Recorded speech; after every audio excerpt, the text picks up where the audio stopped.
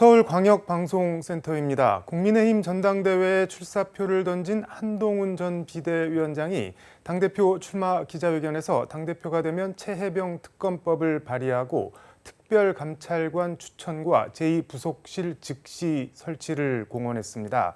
모두 윤석열 대통령이나 김건희 여사와 직접적으로 관련되는 이슈들인데 한동훈 전 비대위원장은 사적 관계가 공적 결정, 결과에 영향을 주면 안 된다고 강조했습니다.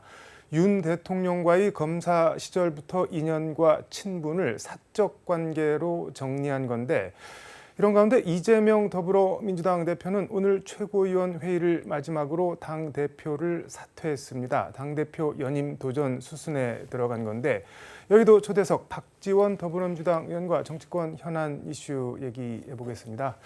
의원님 어서 오십시오. 네, 안녕하세요. 이재명 대표 오늘 최고위원회의 끝나고 짧다면 짧고 길다면 긴 시간이었다. 우여곡절이 많았지만 무사히 임기를 마쳤다 하면서 당대표를 사퇴했는데 이제 연임 수순에 들어가는 거죠. 뭐 예상됐던 대로 당대표직을 사퇴하고 네. 연임의 길로 들어섰습니다. 네. 그렇기 때문에 우리 민주당도 국민의힘도 이제 이 여름을 네. 뜨거운 전당대회 전당대회 열기로 더욱 불태울 것이다. 네. 저는 그렇게 봅니다. 전당대회 날짜가 정해졌나요? 민주당은 지금? 지금 민주당은 네. 8월 18일 8월 18일. 김대중 대통령 서거일인데요. 그날밖에 장소가 되지 않는다고 합니다. 어떻게 됐든 우리 네. 민주당의 이재명 대표의 연임은 제가 네. 총선 후에 맨 먼저 얘기를 했지만은 그러한 공감대가 형성됐기 때문에 네. 이제 최고위원 구성에 대해서 상당한 네. 흥행이 될 수 있도록 해 나갔으면 좋겠습니다. 연임 이재명 대표가 연임하는 거 말고 다른 대안은 지금 이제 없는 거죠, 민주당에서는? 지금 현재로는 네. 대안이 없습니다. 거듭 말씀드리지만 네. 이재명 대표는 지난 총선 승리를 네. 압도적으로 이끌므로써 네. 국민들로부터 재신임을 받았고 네. 무엇보다도 중요한 것은 민주당은 정권 교체가 네. 지상의 목표입니다. 그렇기 때문에 지금 지난 네. 윤석열 정권 2년이 넘도록 이재명 대표가 차기 대통령 후보로 네. 압도적 지지를 받고 있다고 하면은 저는 그런 의미에서 국민적 신임, 국민적 지지로 대통령 후보로 가장 선호하고 있기 때문에 당대표를 연임하고 결국 이재명 대표를 중심으로 뭉쳐서 네. 정권 교체를 하자 하는데 역점을 두고 저도 주장을 하고 있습니다. 이재명 대표 오늘 보니까 뭐 국회의원 배지 이런 건 하나도 안 차고 여기 태극기 배지만 하나 달고 나왔던데 민주당과 이재명의 길을 고민하겠다라고 하는데 그거는 결국 뭐 대선으로 가는 길을 고민을 하겠다는 그런 메시지. 당연하죠. 지금 현재 우리 민주당에 대안이 없습니다. 그렇지만 저는 때로는 이재명 대표에게 쓴소리도 하지만 네. 역시 당대표 대통령 후보에 특별한 대안이 없다고 하면은 김대중 대통령께서 말씀하신 대로 네. 국민이 지지하는 사람이 나서야죠. 근데 방송 들어가기 전에 진보가 분화할 수 있다 하면서 약간 우려 말씀을 하셨는데 이거는 뭐 어떤 얘기인가요? 오늘 아침 보도를 보면 네. 조국 혁신당에서 호남에서 네. 경쟁할 수 있다라고 하면서 사실 10월 달에 네. 호남에 곡성, 네. 영광, 네. 전라북도 정읍에서 기초단체장 재선거가 있을 네. 겁니다.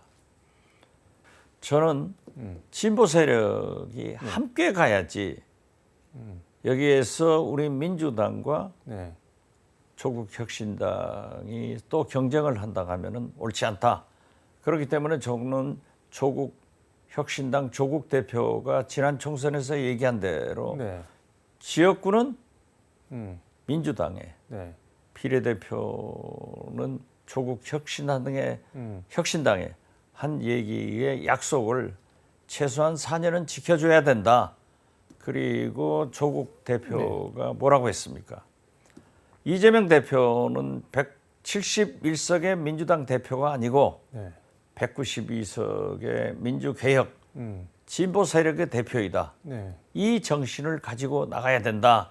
저는 그렇게 생각합니다. 근데 정당이 지지를 받는 곳에 지역구 후보를 내서 당선을 시키겠다. 이거를 막을 수는 없는 거잖아요. 물론 막을 수가 없죠. 네. 그렇지만은 보다 더 큰 것은 네. 우리 민주당이건 조국혁신당이건 진보 계열에서는 윤석열 정권, 네. 김건희 음. 검찰 정권을 종식시키고 음. 빨리 정권 교체를 하자라고 네. 한다면은 역시 가능성이 제일 높은 이재명 대표 중심으로 가야 된다. 이 정신이 만약에 흔들려져 버리면은 네. 진보 세력이 분화의 길로 간다. 저는 그렇게 봅니다. 그렇게 분화가 되면은 다음 대선에 안 좋다는. 안 좋죠. 그렇기 때문에 저는 네. 이 총선 전부터 민주당이 주도적으로 네. 국회법을 개정해서 원내답 교섭단체 구성 요건을 내려주자. 구라파가 그렇게 하고 있지 않습니까? 네. 또 김대중 대통령은 자민련, 김종필 당을 위해서 네. 구워도 줬다. 음. 그런다 하면은 우리가 내려서 네. 10석으로 해주면은 조국 혁신당의 원내 교섭단체가 이루어질 거고 네. 법사위에서도 네.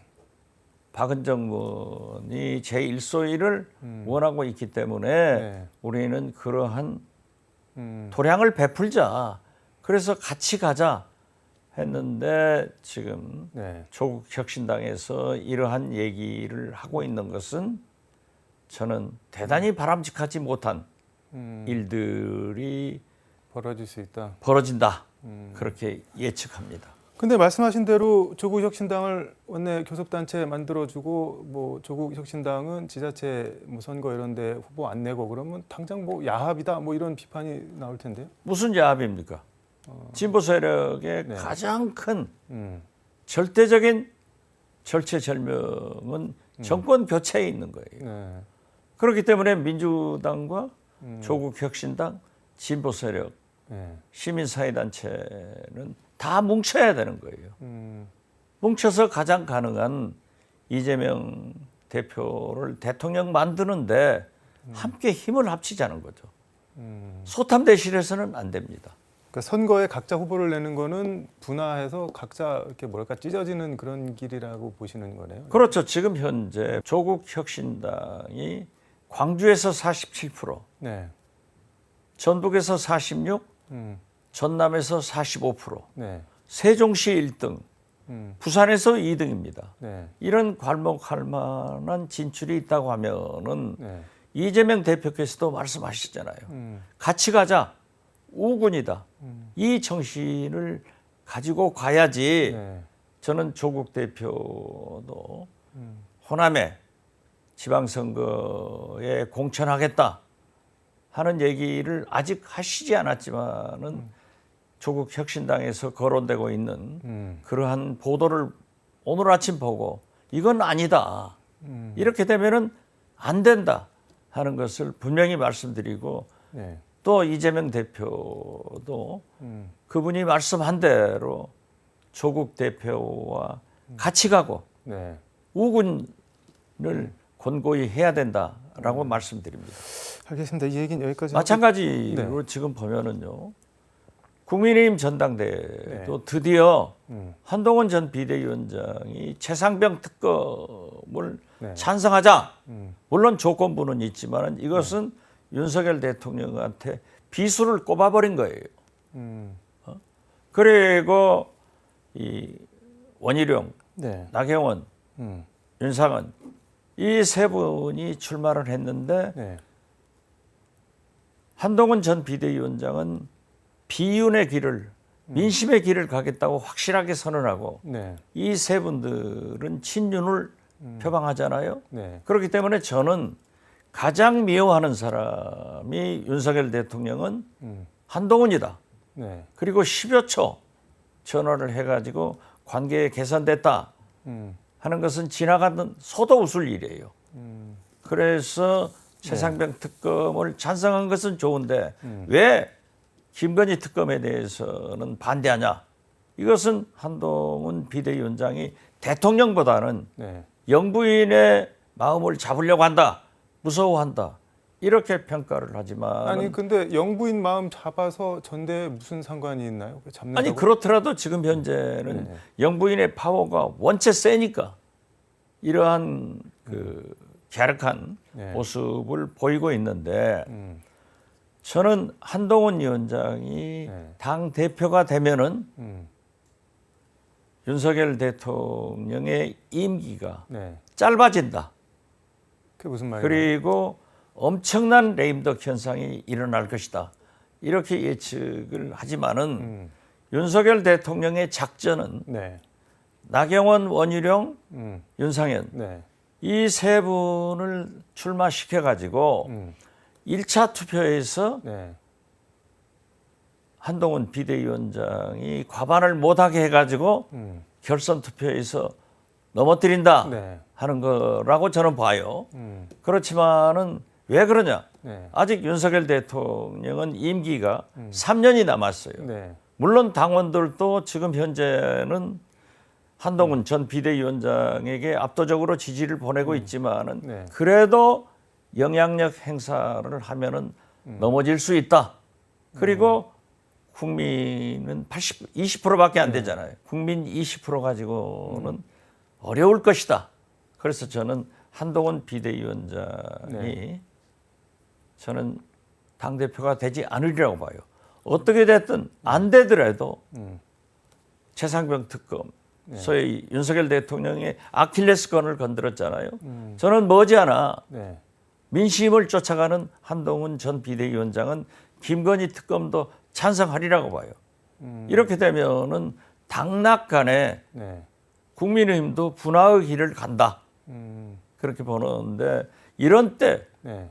우리 진보 세력이 뭉쳐야지 지방선거 이런 걸 가지고 민주당과 조국혁신당이 아웅다웅 하면은 더 큰 정권 교체에 지장을 준다. 쭉 말씀을 해주셨는데 그 10초 통화 관련해서 한동훈 위원장이 윤석열 대통령한테 전화를 했더니 뭐 잘 해봐라라고 했다는데 이게 잘해서 당 대표 꼭 되라 뭐 이런 얘기일까요? 아니면 잘 해봐라 되나 보자 뭐 그런 걸까요? 어느 쪽일까요? 아니 네. 대통령이 식사해줘도 거부해버렸던 한동훈 비대위원장이 어떻게 해서 전화를 했는지 모르지만은 그 10초 정도를 한 것을 윤한 관계 회복이다.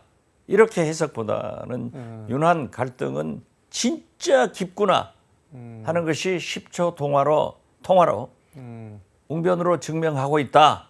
저는 그렇게 봅니다.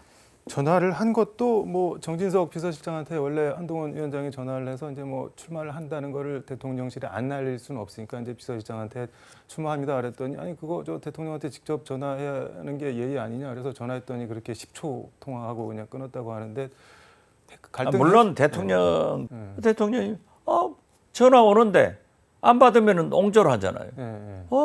잘해라. 딱 10초 내외란 말이에요. 그걸 가지고 어떻게 관계 개선이 됐느냐. 이걸 자랑하는 궁색한 모습이 마치 최상병 특검은 찬성하고 김건희 특검은 못한다 하는 거하고 똑같죠. 그렇지만 어떻게 됐든 국민의힘에서 한동훈 전 비대위원장 입에서 최상병 특검이 조건부 찬성이 나온 것도 높이 평가합니다. 그렇지만 또 김건희 특검은 반대한다 하는 것은 누가 보더라도 윤석열 대통령보다는 김건희 영부인에게 잘 보이겠다 하는 이런 갸륵한 모습이 아니냐 저는 그렇게 해석합니다. 아니 근데 그 부분이 계속 궁금한데 대통령한테 잘 보이면은 뭐 나올 게 떨어질 게 있어도 영부인한테 잘 보여서 한동훈 위원장이 얻을 게 뭐가 있는 건가요? 이 미국에요. 네. 웰슬리 여자 대학이 있습니다. 힐러리가 나온 대학인데 웰슬리, 굉장히 여자 대학으로 최고로 좋고 유명한 대학이에요. 거기 대학생들을 웨슬리안이라고 하는데 그 사람들이 뭐라고 하냐면 그 여학생들이 미국을 지배할 사람이 누구인지는 몰라도 미국을 지배할 사람을 지배하는 것은 우리 웨슬리안이다 그 예전에 딱 그게 생각나더라고요. 지금 현재 네. 그러면 알아듣잖아요. 알겠습니다. 더 묻지 않도록 하고 그 지난주 금요일 최상병 특검법 국회 법사 입법 청문회가 그 열렸는데 거기서 이종섭 장관한테 여보세요 하면서 이렇게 호통 치는 게 상당히 인구의 해자가 됐는데 그 화가 많이 나셨나 봐요. 뭐 그게 아무것도 기억 못하냐 이렇게 호통을 치시던데. 글쎄요. 네. 저도 청문회를 수십 번 해봤지만은 어떻게 됐든 쉬운 5명, 네. 55명, 윤석열 대통령을 포함해서 대통령의 측근 실세들이 네. 3,677번에 통화를 했습니다. 그런데 그 통화 사실은 나왔지만은 통화 내역에 대해서는 잘 알려지지 않고 있어요. 거기에서 네. 저는 일국의 대통령이 그래 해병대 사단장 네. 소장에게 그렇게 관심을 둔 이유는 뭐냐? 왜 그렇게 버럭 화낸 것부터 꼬이기 시작했단 말이에요. 네. 그래서 이러한 것을 규명하지는 못한 것은 저는 이번 청문회가 내용상 충실하지 못했다고 솔직히 자백합니다.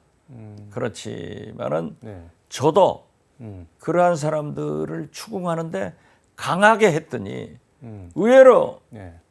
중계방송을 유튜브를 보신 해남한도 진도도 저도 어제 그제 돌아다녔는데 다 칭찬해요.